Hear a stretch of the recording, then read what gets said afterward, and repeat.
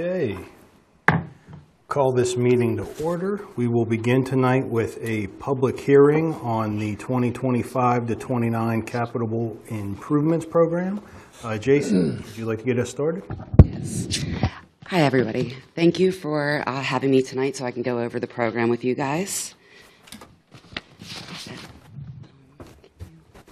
Are you able to get that? Yeah, we'll pull this slide up here. I can tell. You're good.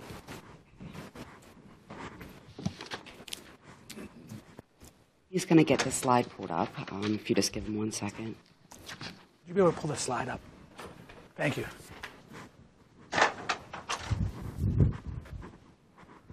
Okay. Okay. So I'm going to go over the 5-year capital improvement program that we have set up. This will feed into the general fund later on if it's approved. It acts as the foundation for that. It's not. Okay, here, I'll click it. That's because I wasn't clicked on it right now. In this presentation, I'm going to go over what the capital improvement program is, what the benefits are, the anticipated capital expenditures over 5 years, and the funding to support those, as well as the 2025 capital plan. So the capital improvement plan is a long-range planning instrument that we use to identify capital improvement projects and to coordinate the financing and timing that those projects would need to span over. It includes projects defined as having a value of $10,000 or more and or a useful life of 5 years. It outlines anticipated expenditures for capital projects and equipment purchases over the 5-year period. It gets re-examined, updated, and proposed annually to council and the citizens. And funding is annually appropriated coinciding with the municipal budget. So some of the benefits include it allows a systematic approach of all the potential projects at one time. It helps to stabilize the debt and consolidate projects to reduce borrowing or undue taxes. And it assists with preserving the municipal infrastructure. It supports the community safety, and it promotes an effective and efficient government. The 2025 to 2029 Capital Improvement Plan includes $21,178,900 of capital improvements to the infrastructure, parks and facilities, and purchases of vehicle and equipment. This, in addition to the general fund contributions of $1,701,550, equals a total expenditure proposal of $22,880,450. $16,607,250, or 73% of these total proposed projects, are to support the preservation and expansion of the municipal roadways and bridges. This continues to be the largest share of the scheduled expenditures. If you want to follow along in your books, it's page 5. It might be a little bit easier to look at everything. Some of the projects consist of the annual overlay program, engineering, design, construction of Logan's Ferry, Heather Highland, and Kelkin bridges, road and surface and crack sealing treatments, traffic light processors, which are scheduled to be 2 a year until the completion in 26, traffic light battery backups, which are additionally 2 a year until the completion in 2028, and also guide rail replacement along Meadowbrook Road. $5,011,300, or 22% of the proposed expenditures, encompass building maintenance and replacing vehicles and equipment for various departments. This includes the building maintenance projects, equipment, vehicle purchases. This 5-year plan proposes 12 police vehicles and equipment, totaling $815,000, 10 public work vehicles, totaling $2,065,000, 4 public works support equipment, including trailers and mowers, at $143,800, and 4 public works heavy-duty equipment totaling $916,500. It also includes the replacement of the Channel 21 equipment due to the Windows 10 obsolescence and needing to upgrade the hardware to support the upgrade. Additionally, parks and other projects, the remaining $1,261,900, or 5% of the total expenditures, are dedicated to municipal parks, scheduled updates, repairs and development, and the comprehensive plan that's done every 10 years. Proposed funding for the 5 years is 3.95 mils, which would be a total of $6,890,000. Real estate transfer tax, which is to be approximately $3,750,000. The liquid fuel annual allocation, which totals approximately $4,075,000, as well as a new revenue source, such as the sewage fee from FTMSA and grants like the TIP grant, which is the Transportation Impact Program driven by the Southwestern PA Commission. And the library is also currently going for a grant to update their sidewalks to ADA compliance. 2025 projects specifically include the annual overlay program at $1.5 million, bridge repairs and maintenance, road surface treatments, crack sealing, the MS4 detention pond and storm sewer maintenance, the Route 22 median maintenance. Additionally, we have scheduled the Route 22 traffic light processors to be replaced 2 a year until completion, and the Route 22 traffic light battery backups to be replaced. Additionally, there is guide rails that need to be replaced along Meadowbrook Road. Facility maintenance is to be determined, but is most likely going to be around the community center next year. And the administration building has a project planned to update the sidewalks and the parking lot that's going to span over a couple years in sections. Next year would include the library portion of the sidewalk and parking lot to bring it up to a ADA compliance. Vehicles scheduled for 2025 include 2 police vehicles, 2 one-ton dump trucks, one which is new to support the increased roadways, 1 10-ton dump truck, 1 crack seal machine, 1 roadside boom mower, 1 flatbed truck, and the upgrade of the Channel 21 equipment. And those are some pictures of the equipment that would be replaced next year that I put just as a visual to see what they look like. Proposed funding includes the real estate tax millage, the real estate transfer, liquid fuels allocation of $850,000 next year. We have general fund transfers into reserves to support the bridge and streets with the big bridge projects that are coming up. Street and infrastructure reserves are slated to be used, as well as equipment and unrestricted. Total reserve usage would be about $347,000 next year. We also are slating gas rights, or the gas royalties that we have coming in. We're estimating we should be able to see some of that next year because we're starting to get them trickling in now. So we're going to use that to support some of the park projects that we have slated. The park projects that we have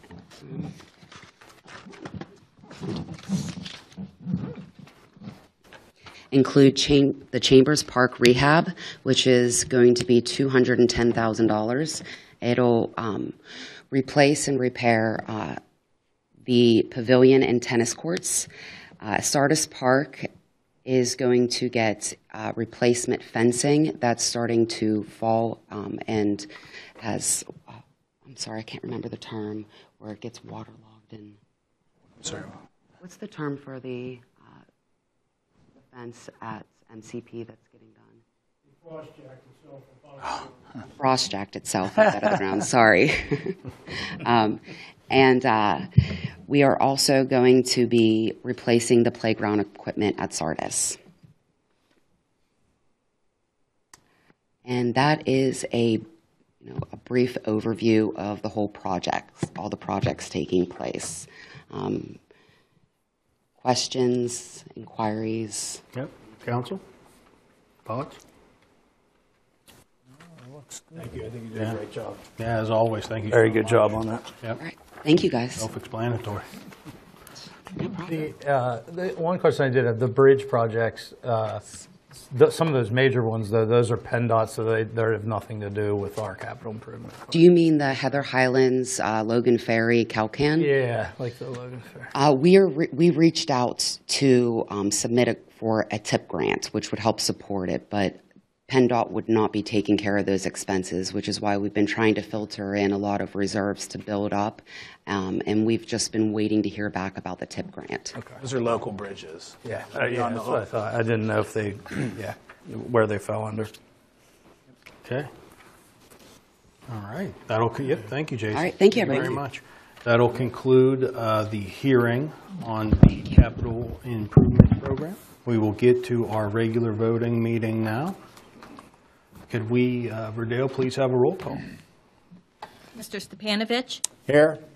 Mrs. Lane, Present. Mr. Dice, Here. Mr. Lemak, Here. Mr. McKenna, Here. Mr. Diakopoulos, Mr. Olszewski, Here. Mayor Sinan. Please stand for the Pledge of Allegiance.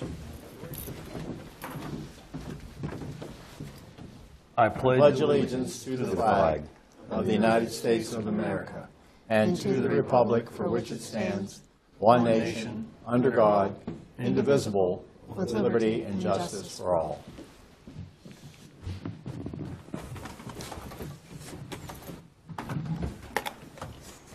Okay. Mr. Nestico, do we have any unlisted amendments this evening? No unlisted amendments for this evening. Okay. That brings us to our consent calendar items. Do I have any questions or concerns about the consent calendar items? Hearing none, can I have a motion, please? Motion to approve the consent calendar items. Second. Thank you, Carl and Jamie. All those in favor, please say aye. Aye. Opposed? Okay. Motion passes. It's unanimous. That brings us to comments by the mayor. Thanks, Mr. Dice. First off, we have the Murraysville Farmers Market continues, live music, weekly food trucks, local vendors, and more. Thursdays, 3 to 7, 3235 Sardis Road, kind of down there in the park there by Medic 1 and Murraysville Fire Station. Next slide, we have a satellite location to apply or renew a license to concealed carry. It's here at the Murraysville Municipal Building, 4100 Sardis Road, on September 12th from noon to 7. Applicants must provide a PA driver's license or a PA photo ID with a current address.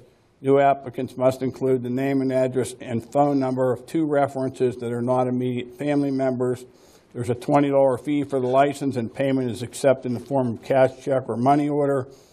After completion of the application, a background check will be performed through the PA State Police Instant Check System. Upon arrival of the background check, the license will be issued. I might add, this is first come, first serve. You come in, you sign up on a sheet, and your turn comes up when you come up. Next slide, please. Glass recycling pop-up collection event, Saturday, September 21st. The Veterans Field, which is over here in front of the municipal building, 4200 Sardis Road, 9 a.m. to 2 p.m. It's sponsored by the municipality and Republic Services. And residents are also encouraged to support the Loaves and Fishes Emergency Food Pantry by donating non-perishable food items. Food pantry volunteers will be at the pavilion accepting drive-through donations during those hours. Next slide, school's open. Please drive carefully, and also the school road bridge opened this afternoon too. So if you're traversing that way, it's going to save you time on your trip.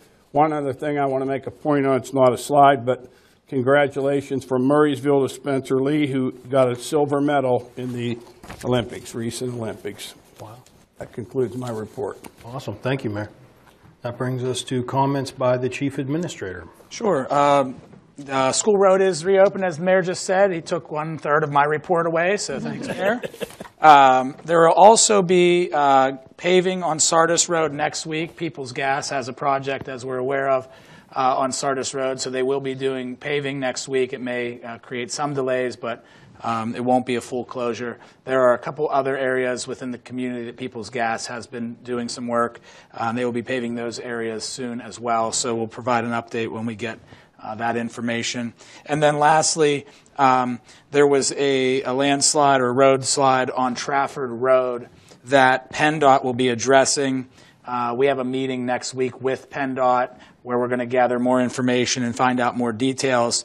But there will soon be a closure and a repair going on there. And when that closure takes place, it will be a pretty significant detour. So unfortunately, we're not out of the woods yet with detours impacting the community. But once we have more information on what's going to happen there on Trafford Road, we'll be sure to let the community know. PennDOT will, I'm sure, put out press releases as well, but just some things on the horizon. So that's all for this evening. Okay, awesome. Thank you. That brings us to community input.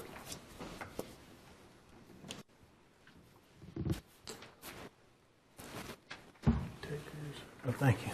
Oh, you have to. Okay, seeing nobody signed up, but for the good of the order, would anyone like to speak tonight? Okay. That brings us to liaison comments and committee reports. Let's start at this end. Jason? Yes, the library met last Thursday. Things are going fairly well there, as was mentioned in the CHIP plan. They are applying for a grant for some ADA modifications. There's a strategic meeting planned for the 28th where they're going to look at their objectives and how they're going to meet them. And the last thing, I don't want to spoil the fun, so I'll let them tell you, but they are planning a fun event the Saturday before Thanksgiving. So as soon as they iron that out, that will be a nice function for the community in the library. Awesome. All right, thank you. Yes, Medic 1, the meeting last week was postponed to this week, this Thursday, so that's what that is. The Parks and Recreation Foundation, the next meeting will be on Monday, September 16th. Okay, awesome. Matt? Parks and Recreation, tonight is the last night for the Tuesday at Townsend. So went very well this year. They had pretty good weather, which is good. So all the summer programs have been really going well for that. We were supposed to meet last Tuesday, but they didn't. Some members weren't able to make it, so there weren't going to be enough. So they're going to move that, I think, till next week or the following week. They haven't come up with a date yet. Okay, awesome. That's good. Thank you. Jamie? Planning met last Tuesday, August 23rd, and they discussed the McCloy Avenue site plan, and it was moved to us for tonight, which we're going to vote on with a recommendation to approve. There was also some discussion on the Tobin subdivision, which is a conditional application for steep slopes and poor soil. And the Summer Hill Phase 2 discussion continued with still a lot of community and public concern over that, but that hearing closed. So, but nothing's moved on to council yet from that. Lon McKitty, thank you. Matt? Environmental Action Committee met July 30th. Two topics were Summer Hill, which Jamie just mentioned as well, the conditional use application for Tobin plan. So the Summer Hill was a review of revised slope and map, which was submitted, and most EAC members still have issues with the proposed slopes and the red bed soils. There's also concerns with any water infiltration into existing pools, which will cause unstable slopes and slope bed slippage. Same and similar concerns with the Tobin plan. Coming down the pike. Thank you. Okay, we will move on to our workshop items. We only have one thing this evening, and that is a discussion to approve the acquisition of a new fire rescue truck for Sardis VFD. Michael, would you like to begin? Yes, we have Joey Payano, the chief of Sardis, that will come up and provide a brief presentation for council. And The item is also listed on the agenda under item 13D, so if council is willing to consider that item. And I will make a note, I think that Chief Payano will address it. The dollar amount is listed incorrectly on the agenda, so we will update and address that. I think it's a few dollars more than listed on the agenda, but I'll turn it over to Chief Payano. Thank you. Thank you all. My name is Joseph Payano Jr. I'm the fire chief with the Sardis Volunteer Fire Company. We're here tonight to discuss the acquisition of a 2027 E1 Heavy Rescue. This unit is going to be replacing a 2004 Peterbilt 4Guys, which pretty much covers all of the technical rescue incidents for the municipality of Murraysville. And what I mean by technical rescue incidents is high-angle rope rescue, low-angle rope rescue, trench rescue, confined space, peripheral entrapments, and building collapse. We're the only agency locally that is equipped or trained to take on any kind of incidents of this nature. Our next mutual aid is going to be coming from the Pennsylvania Strike Team, which has about approximately a 2-hour immobilization time with how they have to roster personnel, and we'd either be getting them from Harrisburg, Philadelphia, Johnstown, or Pittsburgh. So with this unit replacing the 2004, this process proved to be extremely difficult just with the times that we're in, with the economy, the inflation costs, raw material, and labor. We also faced a motor increase that was approximately $80,000 to $100,000. That was totally out of our control, and it goes with the EPA regulations. So right off the bat, we were down in the hole $80,000 to $100 without having any type of apparatus.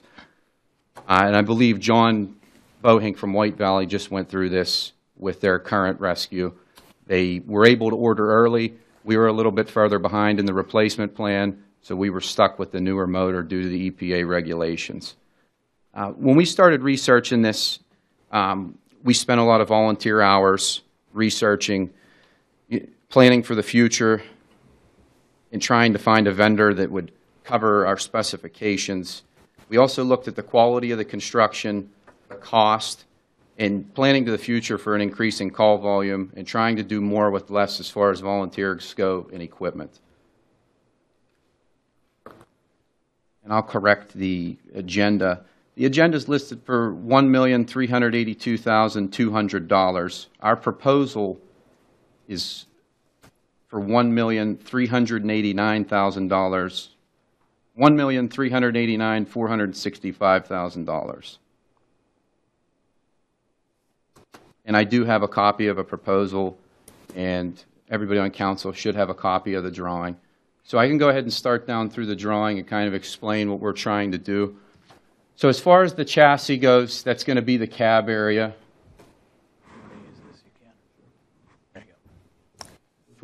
The red line, yep. So what I mean by the chassis is going to be this front half of the vehicle. That's going to encompass the motor, the transmission. It's going to have 2 personnel in the front, obviously a driver and an officer, but we're also going to add some transverse compartmentation here for Stokes baskets, which we would carry individuals up over a hillside or on a bridle through high-angle rope rescue. We're also going to add the capabilities of a 16-inch extended front bumper that will supply us with a 12,000-pound winch, which we would be able to tie back vehicles that are in a precarious position over an embankment, or be able to utilize that as a tie-back point for any type of rescue incidents that we may need. We also added, there's going to be 2 hooks on the front for rigging that we would use for rope rescue. Anytime that we're dealing with that, we have to compensate for approximately a 9,000-pound load with a 10-to-1 safety factor. So basically, we're looking for a bomb-proof anchor. This is going to meet that needs, depending if we can't find anything out in the terrain, which it happens. We get to the midship of the apparatus, and we're going to be able to provide a breathing air compressor, which would fill the air cylinders of firefighters on the scenes of structural fires, hazardous materials incidents. We're also going to have a cascade, a 4-cylinder cascade system that would act as a redundant backup. In the event that we're in an IDLH atmosphere immediately dangerous to life or health, we would be able to take air from these 4 cascade cylinders located in a dunnage area when our compressor is not able to run. Our compressor has a purification system on it that if it detects the slightest bit of CO from the smoke or any other type of chemicals, it will not allow that to kick on. We're going to add some transverse compartmentation below that for our trench box panels, our struts. Our struts are what we would use for trench rescue incidents to shore a trench wall, but we would also use them in the event to lift a commercial vehicle on 22, 380, 366, or we're able to lift up residential and commercial structures for this in the event of a building collapse or a car into a building. Anytime any structural integrity is involved, typically we're called throughout the municipality to shore the residence or survey it to see if there's anything that can be done.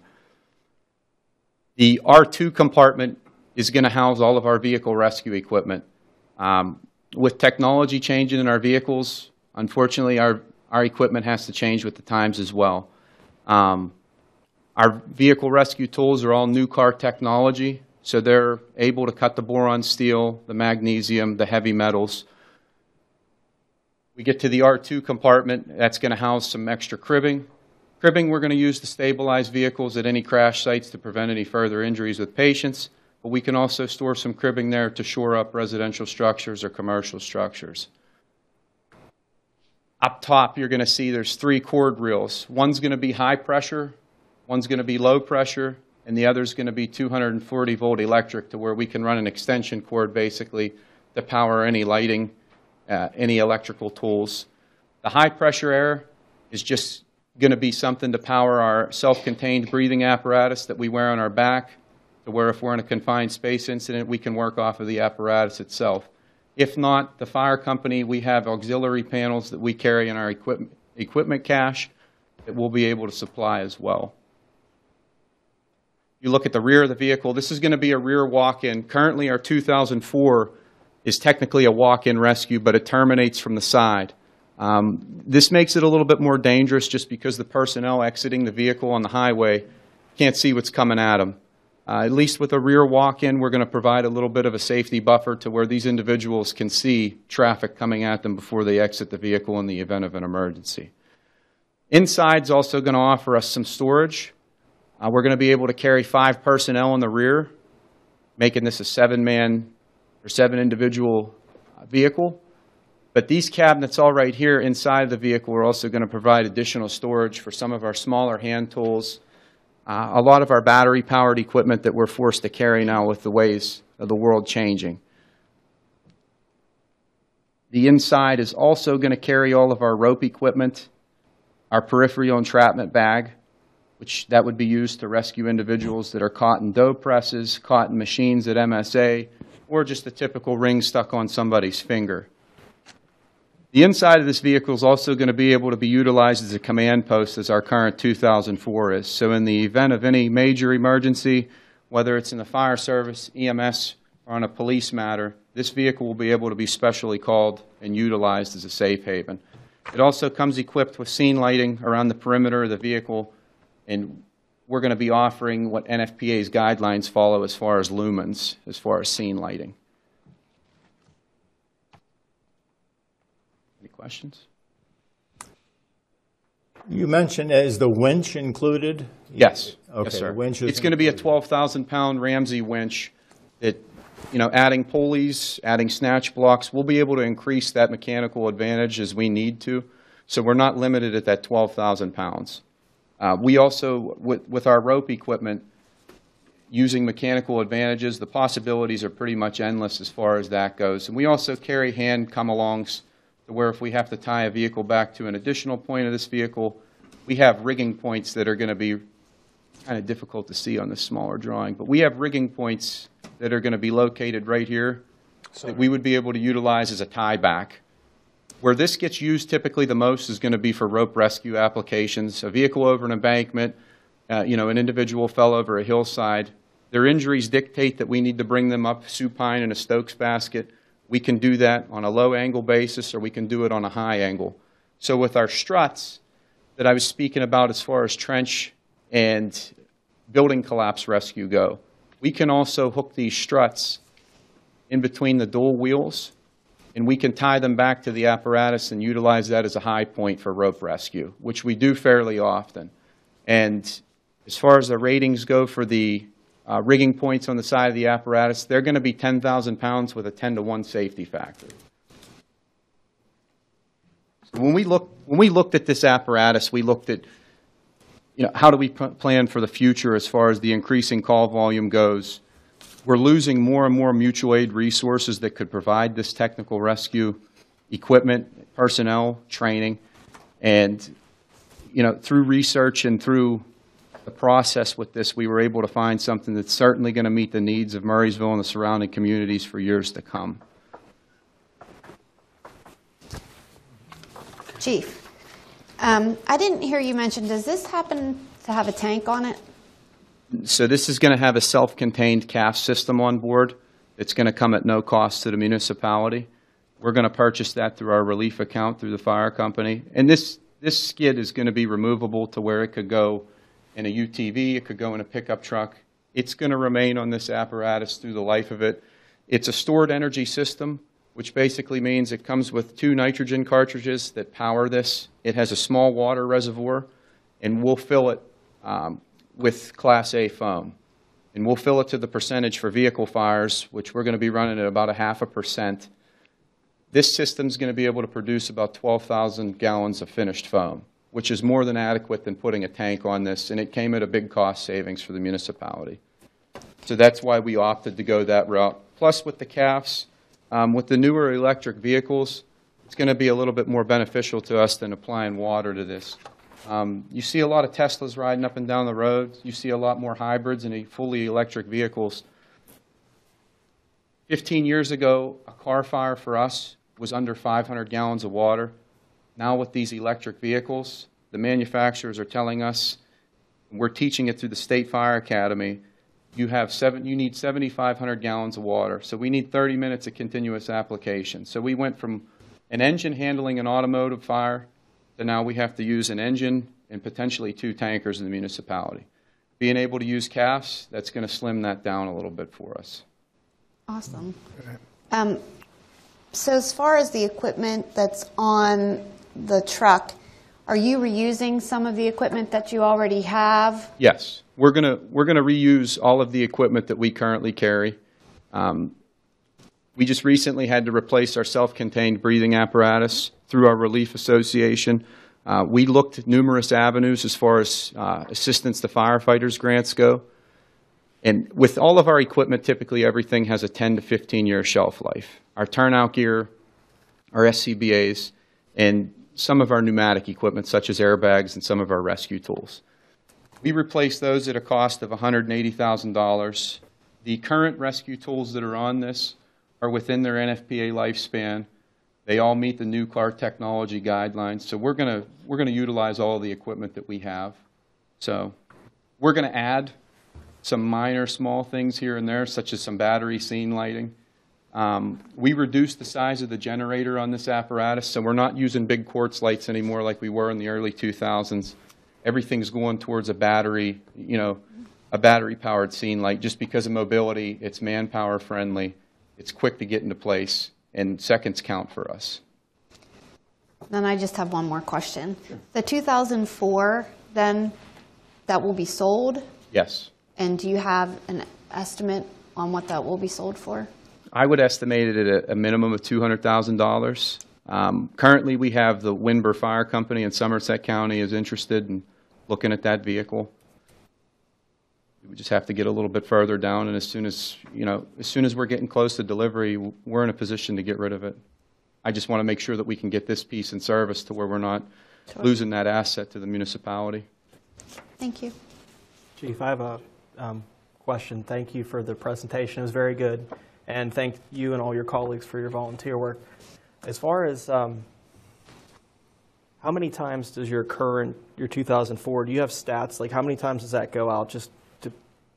I could get them. It's an immediate support piece. I would say that it's the second busiest piece out of our firehouse. Okay. Our engine obviously being the first, just because we're our location. So we're constantly on Sardis Road. We're going to get there fairly quick. Mm-hmm. We also have an in-house staffing program to where right now we're averaging approximately 14 members per call. It's kind of unheard of. We're kind of blessed as far as personnel goes and our level of training.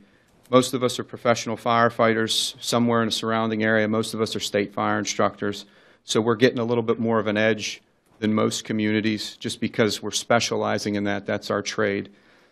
Our engine typically responds first, and then this heavy rescue goes behind it. In the rescue application, depending where it is, this piece of apparatus goes first. Like the 2004 is always first, the 22, just because of the potential of commercial vehicles. 380, unfortunately, we can't rely on our mutual aid companies out towards the Apollo area. So we lead off with our rescue engine just because it gives us 750 gallons of water. So in the event that we did arrive on the scene of a crash with entrapment and it's on fire, we have knockdown capabilities. Currently, as of right now, we have 2.5-gallon water fire extinguishers and one 20-pound ABC that we're carrying now. We're just out of room with the current apparatus as far as a CAF system. Okay, thank you very much. No problem, thank you. Go ahead. No, you go. Nothing to do with the truck necessarily, but as far as the members of the volunteer fire group, what could be an enhancement to get additional volunteers that's not currently in place? So I've been involved in the fire company for 22 years, and the biggest thing I see now is the level of training has increased so much to where this isn't a volunteer position anymore. This is almost a full-time job. So when I leave work, typically I come home and eat dinner, and 9 times out of 10, I could spend the rest of my night at the fire station until it's time to go back to work. It takes a strong individual to want to do that, to dedicate a lot of that time. It takes a lot of support from your family. The biggest thing that I see in Pennsylvania as a whole is we don't offer an incentive program typically to do it. If you look at other states like Maryland or Virginia, and Virginia obviously being a commonwealth such as Pennsylvania, they offer what they consider length of service awards programs, or LOSAP. So what they typically do is for any member that's in good standing for a period of 15 to 20 years, they offer them pretty much, it's a $500 pension after you've hit that point of active status. They give you a total tax break on your property, tuition reimbursement, and some things like that. Mayor Synan was instrumental in getting us a grant from the Mellon Foundation to where we're going to be able to offer some of these things. And we were previously able to offer this off of an AFG grant that we jumped in with Hempfield Township on.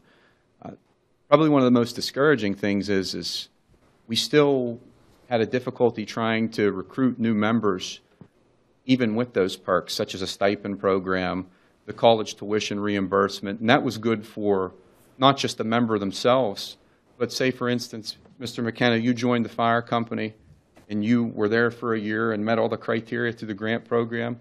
If you had a child that was eligible, you could give that tuition reimbursement to them, and we still had very few that would take advantage of that program. And honestly, I can't blame them, because this is a full-time job, unfortunately, anymore. And the liability that comes with it, sometimes you often wonder why we do it. No, again, thank you to you and your entire volunteers, your department. You guys do a fantastic job.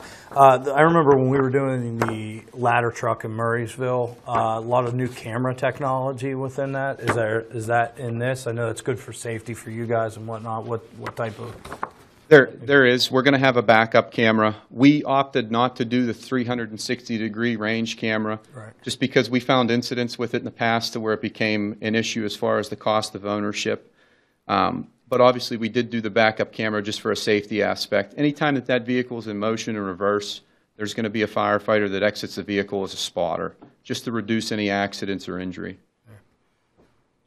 I have one final question. No. Are you good? No.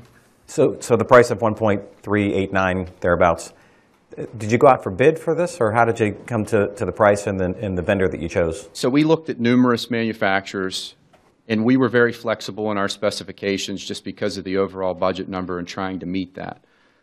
We looked at Seagrave Fire Apparatus out of Madison, Wisconsin. They came in at a price of 1.6, to where after we heard that, we didn't even pursue it. We looked at KME. And as of 2 weeks ago on Thursday, they backed out. They came in at $1.5 million, and they were giving us less than what we were getting through E1. We looked at Four Guys Fire Apparatus, which we've been a customer for 30-plus years.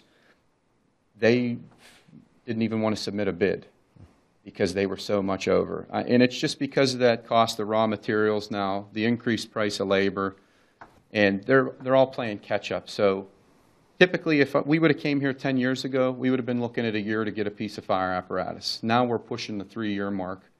So if you'll see, this apparatus is due in 1,050 days. So we're not going to see this until 2027, no matter how hard they try, no matter how bad we want it. And it's just because of COVID. We're still feeling the effects from it, at least in the fire service. But yes, we looked at numerous. We also are able to purchase this through CoStars, which may be more beneficial through the municipality in the long run with state contract money. I can't answer that for sure, though. That would be a JC question. Thank you. Yeah, that's correct. With CoStars, obviously, it kind of levels the playing field. We can make a purchase directly without going out to bid. It sounds like that Chief Baiano and his staff did their due diligence in investigating the vehicle and the options available to them. We've had several meetings with them. Myself and the mayor have discussed this rather thoroughly with the fire companies, and it seems like this is the best option available. It is the least expensive. They also spec'd it out to kind of meet the needs of the fire company. Some of this was already said, but I'll just kind of add in to provide a little bit of further detail for council and even the public that's listening in. But the projected budget, the budget for this purchase was $1.2 million. And that budget was planned out a number of years ago. And as we've heard, the cost increases have impacted us substantially since the time that budget was developed. That's the special equipment fund budget. There was really no way to keep this vehicle under that budget amount. So we met with all of the fire companies, and they kind of had a discussion collectively, myself and the mayor involved, and everybody agreed that the cost overruns on this vehicle were worth it. The purchase should be made, and they kind of all reached an agreement as well on that. By committing to the purchase right now, we still don't see delivery of this vehicle until 2027, as he had mentioned. That allows us some time. Again, if council votes to approve the purchase, it locks in the price, we'll sign the contract, but we don't have to pay anything until that time. What that does for us on our end from a financial standpoint is the funds are in the special equipment fund itself, and it will continue to accrue interest, which will, again, help offset some of the cost increases over the years. And then ultimately, at the very tail end of this, we'll wind up trying to sell the 2004 vehicle, and whatever dollar amount we get for that will, again, help offset some of the cost and the overruns as well. So that's just a little bit about the financial aspect of it. If there are any other questions, I'm certainly happy to answer. Okay. Council? Okay. Oh, Carl? No. That does it for the workshop aspect of that. Thank you, Chief. And again, thank you to everyone else who's here and everyone at your department for everything they do. No, thank you all for your time. We appreciate you. Thank you. Absolutely. Thank you, guys. We'll be voting on that later this evening. That brings us, however, to our action items presently. Can I have a motion for 13A, please? Motion to approve resolution number 789-24, a resolution revising the existing investment policy statement for the municipal pension plans. Second. Thank you, Jamie and Jason. Michael? Yes, pretty straightforward. The investment policy statement is the guidance for our pension plan, the guidance document for our pension plan. There were a few items that needed to be updated in that document. Some minor background information regarding the plan, a revision to the fixed income provision listed in the investment guidelines, and a few updates to the corrective action criteria in Section 5 of that plan as it relates to the long-term performance of the pension plan itself. So these items, while it may sound a little bit complicated, are rather straightforward. We're updating the document. The Pension Advisory Committee reviewed this, as well as Councilman Diakopoulos. and they're all in support of approving this resolution to update the policy statement. Okay. Questions or concerns from council? No. Okay. Everyone in favor, please say aye. Aye. Opposed? All right. Motion passes. It is unanimous. That brings us to 13B. Can I have a motion, please? Motion to advertise ordinance number 1091-24, an ordinance amending Chapter 157 of the Code of the Municipality of Murraysville, establishing noise standards and requirements for all land use activities within the Municipality of Murraysville. Second. Thank you, Jamie and Matt. Michael? Yes, Chapter 157 of our Murraysville Code is the noise ordinance. It regulates noise within the community. As we've discussed a number of times in this meeting room, especially when dealing with some zoning and land development matters, our noise ordinance is rather outdated and somewhat convoluted. If you would look at our current noise ordinance, it has quite a lot of specifications for how to measure noise and sound within the community. There are a lot of mathematical formulas to try to break down the different acoustics, if you will. It's a pretty complicated ordinance. So the municipality contracted with Babbage Acoustics to provide consulting services to assist us in revising our noise ordinance. Babbage Acoustics, over the last year and a half or so, deployed equipment within the community to measure sound levels, try to get a baseline for ambient sound and other things like that. They did come back to us with a proposal that would help to strip down the existing noise ordinance and really simplify it. We'll take the definitions and some of the other specific criteria from the existing ordinance and blend that with a very simplified version of how to measure sound in each of the various districts, whether it's a business or a residential, mixed use, et cetera. So the different districts will have a certain sound range, if you will, and that was all done based upon a study that took place over a number of weeks within the community. So this is just to advertise the ordinance. I did reach out to Babbage prior to the meeting to get a little bit of feedback, but I didn't get any feedback just yet. But I think that they are satisfied with the proposed ordinance. So I present that to council for advertisement, and we would come back at a subsequent meeting to adopt the ordinance if there is agreement. Again, most of the information contained in the ordinance is either from the existing one as far as definitions and some small specifics, and then the newly identified locational standards, sound standards that the consultant provided for us based on sound studies. Okay.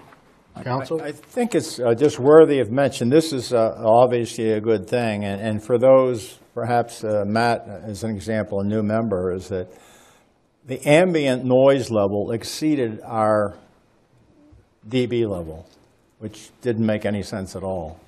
That's right. Yeah, the existing ordinance, again, based on the way that it was designed and kind of structured, the existing ambient noise within the community was already kind of in violation, if you will, of the standards within the ordinance. So there was almost no way to come in under that threshold under the existing ordinance, just based on the way the calculations were done. So the revision was necessary, and I think this kind of helps accomplish the goal of getting that revision done in a positive manner and kind of resetting the way we analyze sound within the community. And it's not dropping the thresholds or changing things where we're going to all of a sudden have a lot of loud noises permitted within the community. It's just kind of establishing a new baseline so that, whenever something comes in that the noise ordinance is implicated, it's a more reasonable approach to assessing the sound coming from whatever that use may be. Okay. Sounds reasonable. Council, questions or concerns about the advertisement? Okay. All those in favor, please say aye. Aye. Opposed? Okay. 13B is unanimous. That brings us to 13C. Can I have a motion, please? A motion to approve resolution number 790-24, a resolution authorizing an application for designation as a Pennsylvania Broadband Ready Community, BBRC. Second the motion. Thank you, Matt and Carl. Michael? This one is pretty straightforward. It sounds a little bit more in-depth than it is, but the county is working with a consultant, Michael Baker International, to apply for and seek funding for broadband infrastructure improvement. We've heard about some of that in the newspapers more recently. This is our attempt or effort to potentially be included in funding if we qualify. So the first step in that process is to submit an application to the Pennsylvania Broadband Development Authority. And that's all happening through the consultant, Michael Baker, and the county. But for us to potentially be included in that program and have an opportunity to try to seek funds, we must adopt a resolution and fill out an application. So this is kind of us starting that process. There's certainly no guarantee. I wouldn't want to mislead council or the community that potential funding is on the way for broadband development or anything like that. But we do want to try to work our way towards that. And so this is the first step in doing so, is to work with the consultant, submit the application, and part of that process is council adopting a resolution indicating a willingness to try to secure funds through the program. Okay. Council, questions or concerns?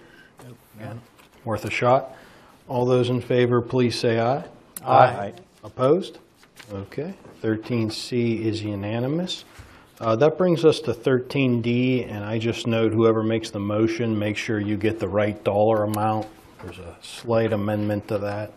I'll make a motion to approve the purchase of a 2024-2025 E1 Typhoon walk-in rescue truck for Sardis Volunteer Fire Department in the amount of, sorry, I'll get it, I wrote it, $1,389,465. Second.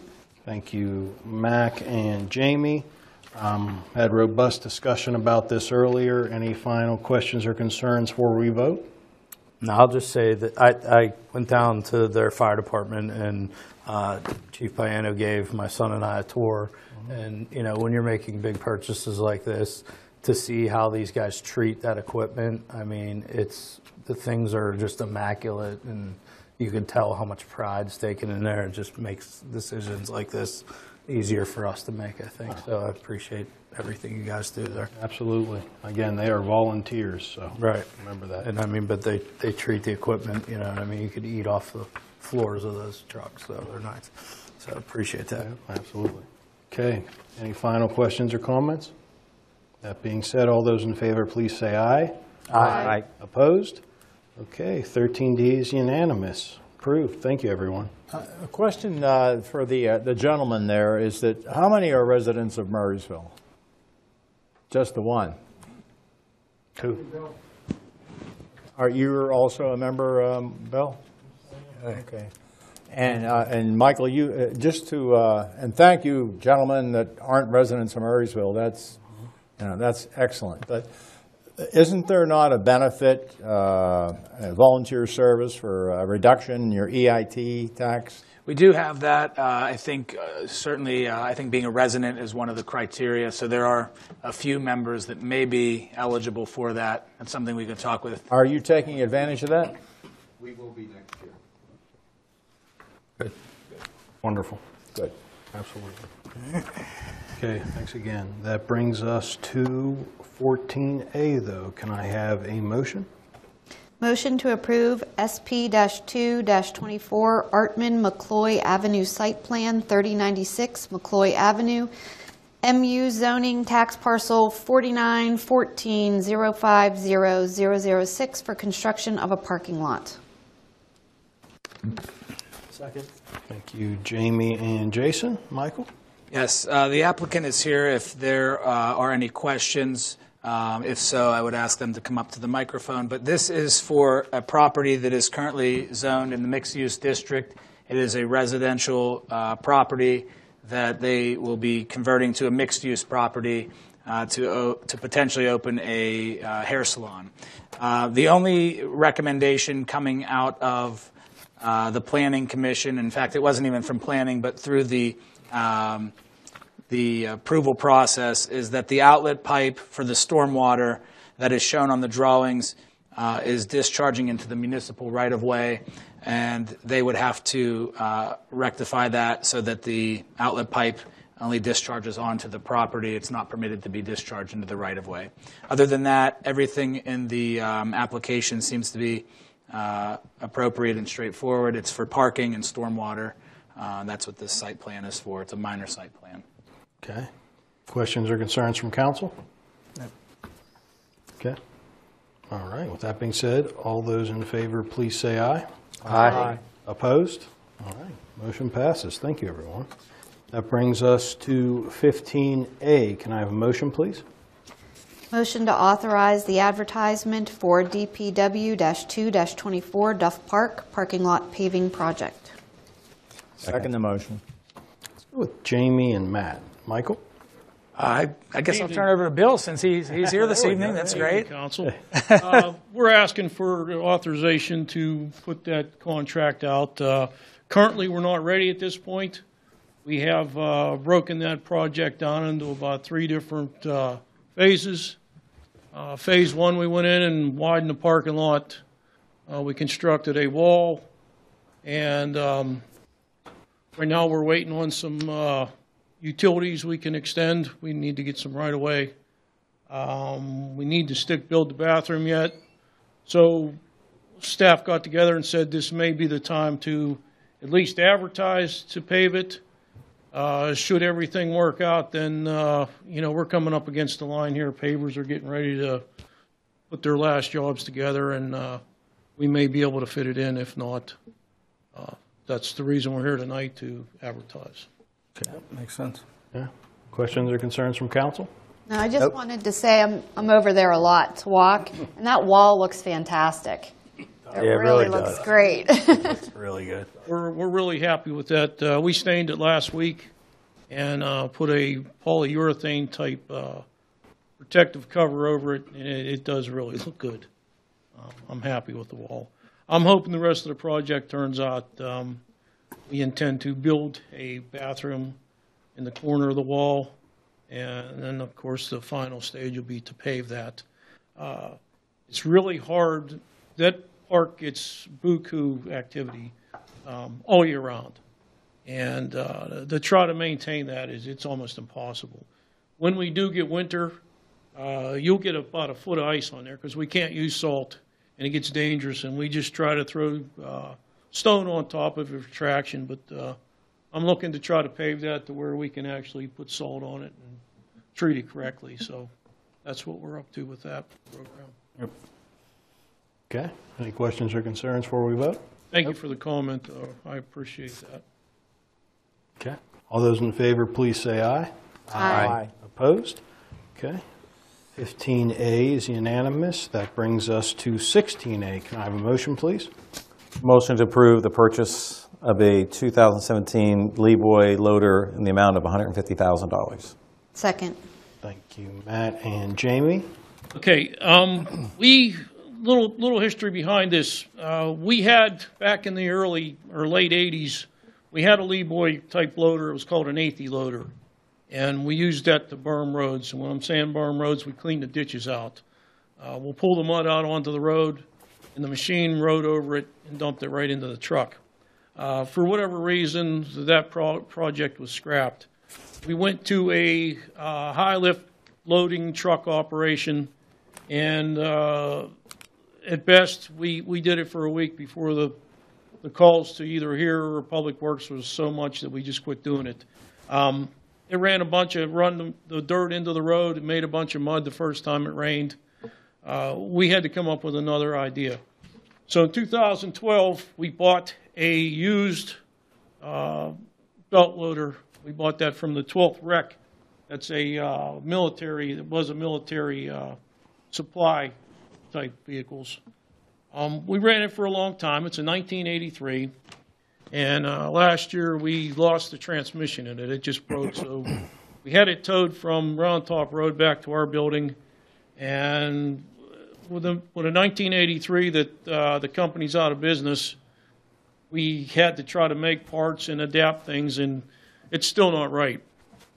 So we've been trying to look About 2 months ago, we found one that looked like it was a 1990-something machine. I spoke with Michael, hey, we may have to move. It was in an auction. And Michael gave me the nod to proceed. Well, by the time we got moving with it, they had sold the machine out from under us. So just on a whim, I'm looking through municipal bid because I started into that now that we've just sold so many things in the last couple of months. And I find this loader that was priced really good. It has 348 hours on it, and it was $50,000 at the time. So I got a hold of Michael, and I asked, hey, can we proceed? And he says, put a bid on it. So we bid on it, and a day later, it was off of the municipal bid. I couldn't understand it. So I did some homework, and they had pulled it, and asked Michael if we could put an offer in it, which would be half the price of a new one.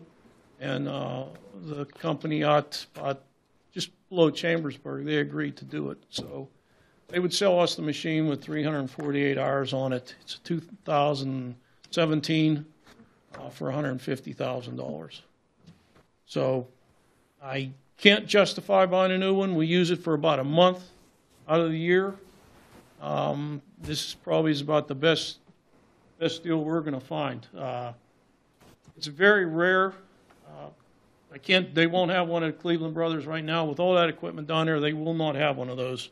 They're very rare. There's only a few of them around. You can't rent them. The closest place we found to rent one was in Virginia. By the time you truck that back here on an oversized load, we'll spend a lot of money. So what I asked here tonight is if you would consider on buying that used Leeboy loader for $150,000. Bill, what is it used for? Again, when we go to pull out ditches, to put the ditches in the road to get the water off the roads, the grader actually pulls the dirt out onto the road, and this belt loader comes over top of it as the dump truck backs behind it, and the dirt goes right onto the truck. Oh, okay. Lessening the mess we're making on the roads. Okay. Council, thoughts, questions? This will give you a little idea, if we pull the slide up, of what you're looking at. So here's a picture. Yeah, I've seen it. I didn't mean to go that route, but so you can see the type of machine here in some of these images, and it's gonna haul the dirt or the load in here, and then it's going to kind of go up the belt and down into the truck that would be following behind. So it's kind of pivotal for them, and I think Bill mentioned some of this, but for their ditch work and some of the other stormwater work that we do in the community. So this is the type of vehicle that we're looking at. It is pretty rare. I'll pull the slide down now, but it is pretty rare. When we saw the opportunity pop up on municipal bid, we were kind of jumping at it, and then next thing you know, as Bill said, it was down, and it's kind of discouraging because we do need to replace the one that we have. I think Bill mentioned it's an 83, so it's been going for over 40 years at this point. Our mechanic has been working to try to repair it each and every summer, fabricating parts and trying to find parts, and it's just at this point, you can imagine 40 years in on a machine, there's just not much left out there by way of parts and equipment to make the repairs. So I think it's a worthwhile purchase. I think it will last us for quite some time. It's not going to be a heavily used machine. It's somewhat discouraging when you see a price tag like this, but on the other hand, it should last us quite a while because it only gets that 1 month of wear and tear each year, so it should last us another couple decades. And I think it's a prudent purchase at this point because it's close, it's nearby, and we found it for a good price for the amount of use that it has. So I think Bill alluded to most of that. What is the cost to get it here or ship it here? I'm not sure if you have that price offhand. Yes, it'll be $1,500. Yeah. Okay, Bill's piece of equipment's a lot cheaper than his nephew's piece of equipment. Right. But, yeah, any no, final it seems like it questions? gets used. Absolutely. Okay, so any issues with moving forward with this purchase, council? Yeah. Okay. No. Hearing none, all those in favor, please say aye. Aye. Opposed? Okay, motion is unanimous. All right, thank you, Bill. Thank you very much. I appreciate it. Any old business this evening? New business?